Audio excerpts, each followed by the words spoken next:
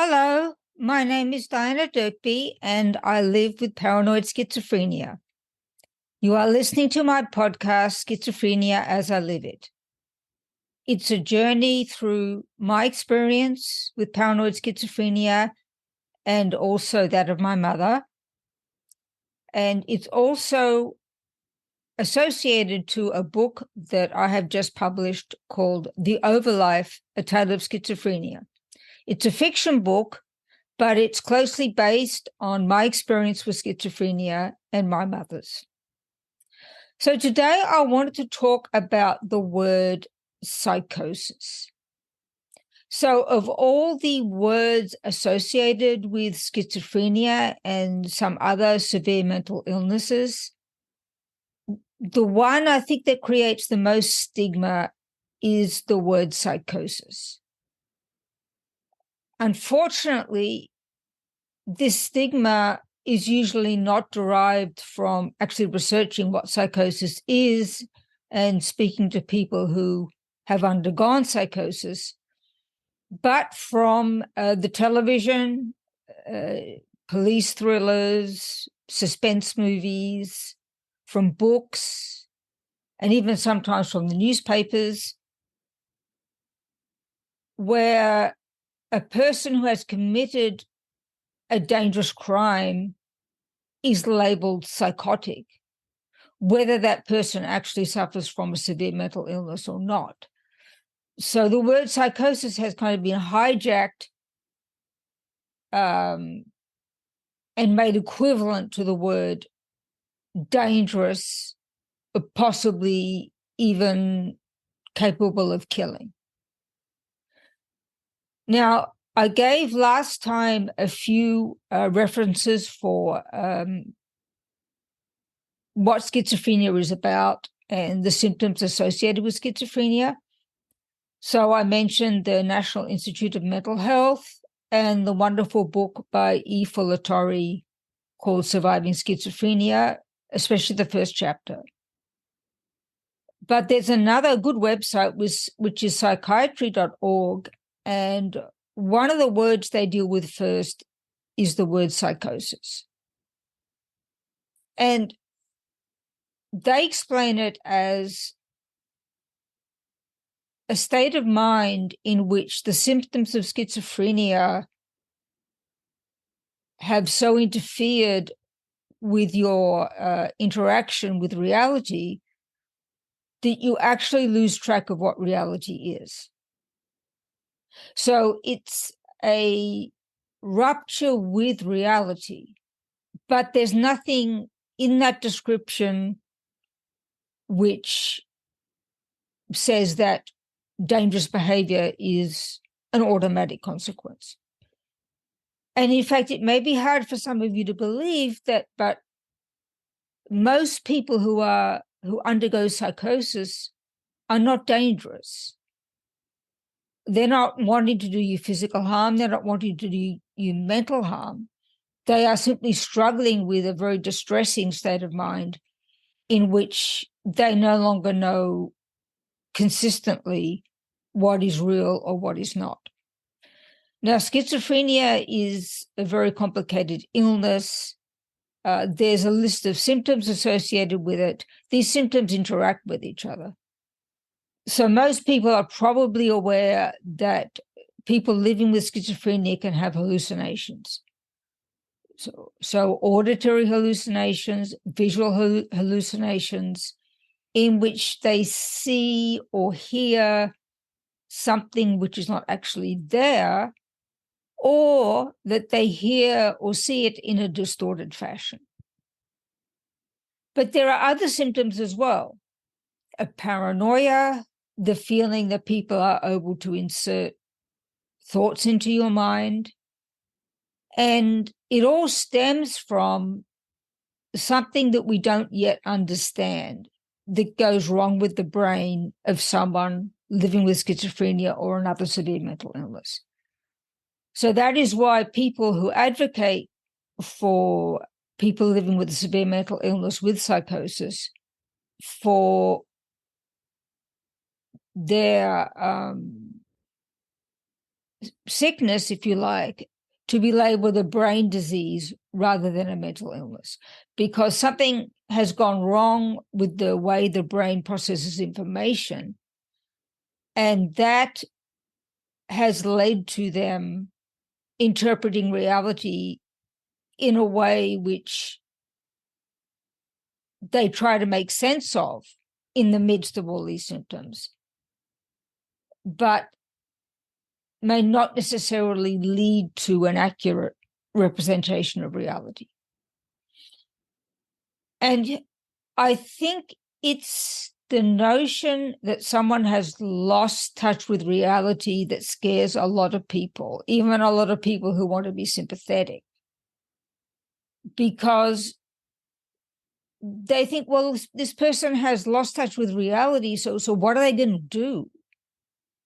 Are they going to suddenly feel that they need to defend themselves against me? Do they suddenly feel that I'm evil and therefore they have to kill me, and so on and so forth? But I can tell you from my own experience that the loss of touch with reality is something which is tremendously traumatic internally, but, for example, in my case, has never, ever led to me wanting to harm someone physically or even mentally. So I may behave strangely, which may cause some distress for a family member or friend, but that distress is not intentional on my part. And the vast majority of people who undergo psychosis are living it as an internal struggle and not something that is the basis of a plot to harm another person. So, I really think the media does a really bad job of this, of using the word psychosis and psychotic every time they don't have a good screenwriter to finish their story in a more interesting way and a more accurate way. It does a lot of harm to people living with a severe mental illness. So there's a lot of stigma attached. So what can you do faced with this stigma? Well, again, I can speak from my own experience that I have found that when I'm really sick with my schizophrenia symptoms, the best thing to do is not to seek to contact people, with exceptions. So in my case, the exception is my spouse. My spouse is my caregiver. My spouse is always someone that I trust, even when I'm at my most paranoid.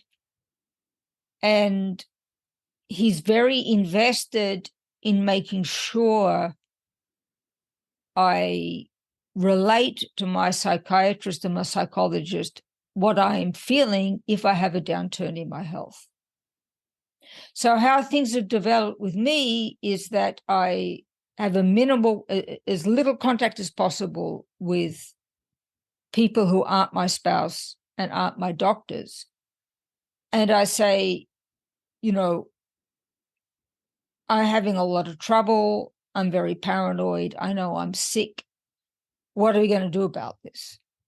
So with the psychiatrist, it usually involves adjusting the medication. So she usually gives me a bigger dose of the antipsychotics that I take.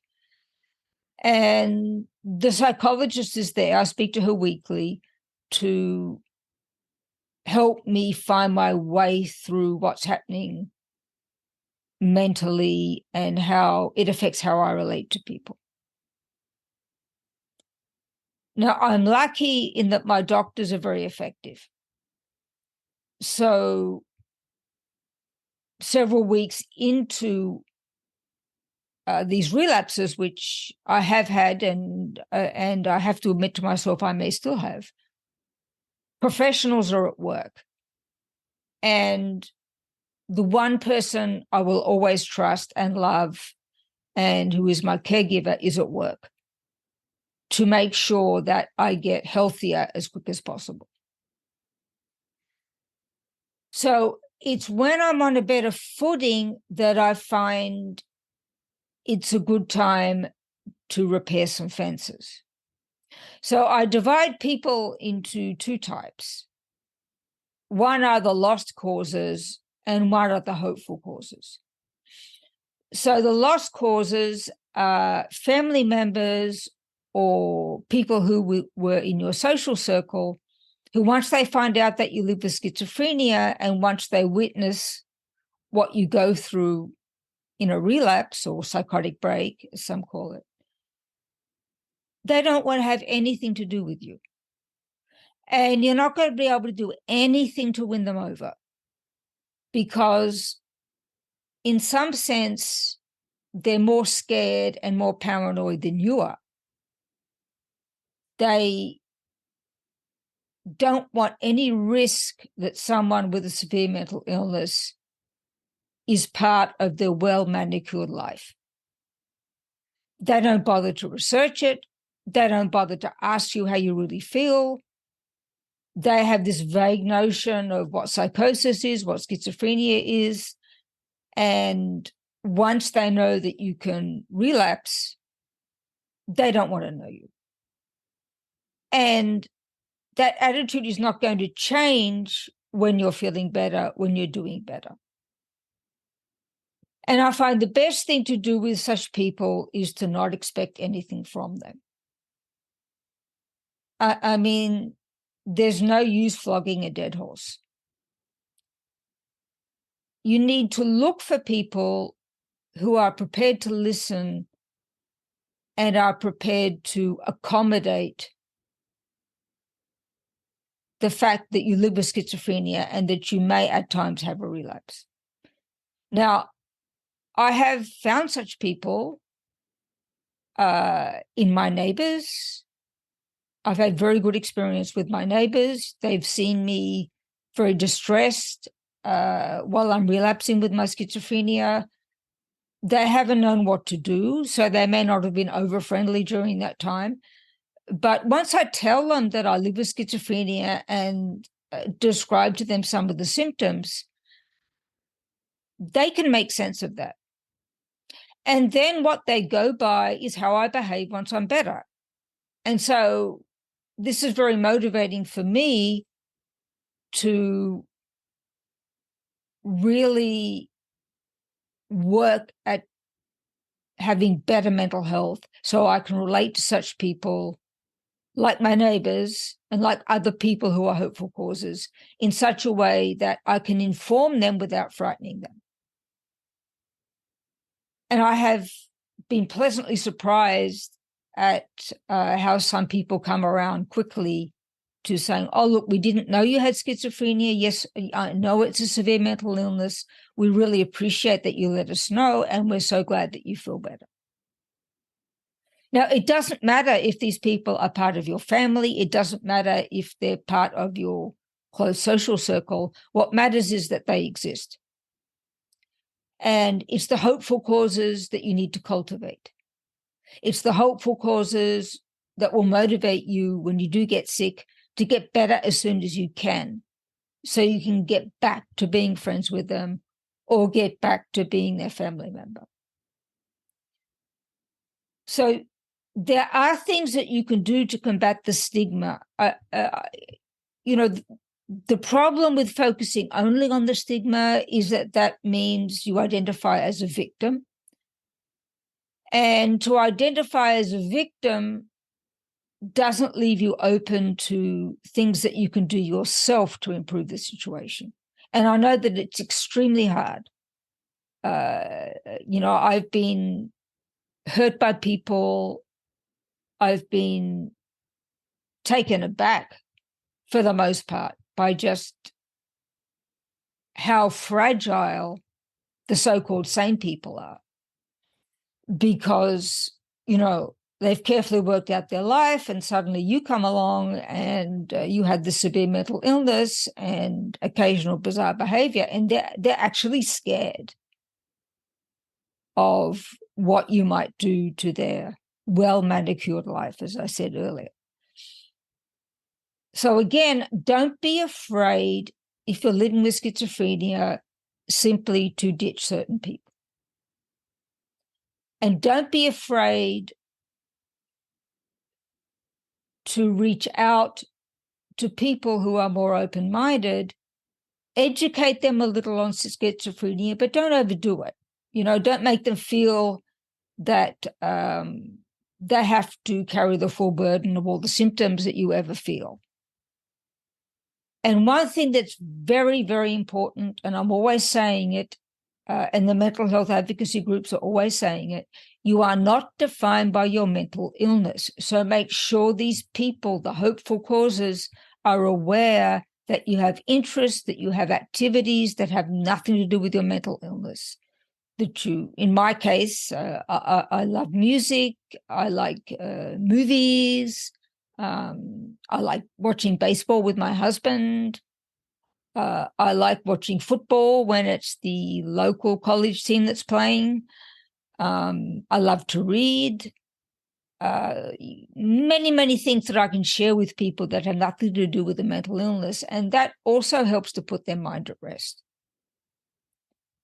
So stigma for me, and many people may not want me to say it, but it's nonetheless what I believe. Stigma is a two-way street. It's not just the people who are prejudiced making an effort to educate themselves and at the end of the road viewing you as no different to anyone else. To me, it's a two-way street in which the prejudiced person who is a hopeful cause makes some effort to understand you, but that you have to reciprocate with a realistic image of yourself that they can grasp onto and that they can like. And if you keep in mind that a little bit of education about schizophrenia will probably reassure them,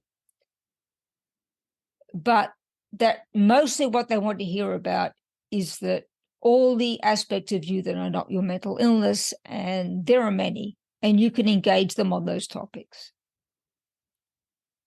So I come back again to this word psychosis.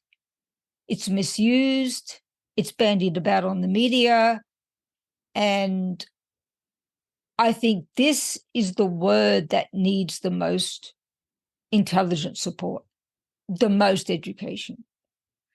That the symptoms of schizophrenia can make you lose touch with reality, but that's usually something that you internalize and that you struggle to make better.